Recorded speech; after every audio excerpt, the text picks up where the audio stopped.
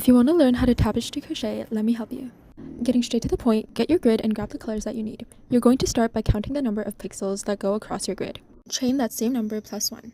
In my case, the width of my grid was 22 squares, so I did 23 chains. Once you have your foundation chain, you're going to be starting your work at the bottom right corner of the grid. Most grids have a few rows of the same color at the bottom and the top. To start your first row, single crochet into the second chain from your hook. Then single crochet all the way down the row. This side is going to be the right side of your work. Once you're done with that row, turn your work and single crochet all the way down again. Now do this as many times as your grid requires. My grid only had 2 rows at the bottom, so I'm going to start color changing on the 3rd row. Once I turn my work again, I am now working on the right side. This simply just refers to the side of your work with the grid on it. Now to start my 3rd row, I'm going to count how many single crochets I need to do before I change colors. In my case, there are 7 white boxes before it switches to black. This means that I'm going to be switching my yarn color on the 7th stitch.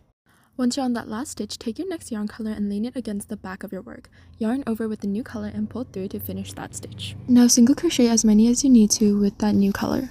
On my grid, there were 3 black boxes before it switched back to white. So on my 3rd black stitch, I'm going to drop my black yarn and pick up the white yarn that I was working with before from the back. I am then going to yarn over the white yarn and pull through the remaining 2 loops on my hook. That is how you are going to color change and add new colors on the right side of your work. I'm going to show you 2 more times.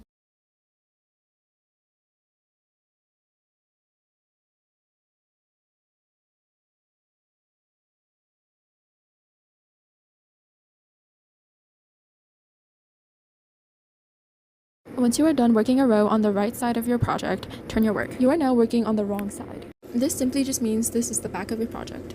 On the right side, you are following the grid from right to left. Now you will be following it from left to right.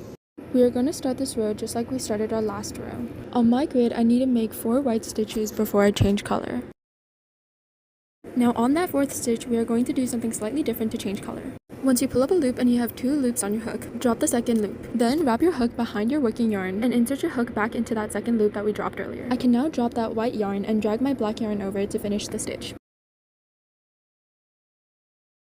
I will show you this 2 more times and then I will show you how to add a new color when you're working on the wrong side.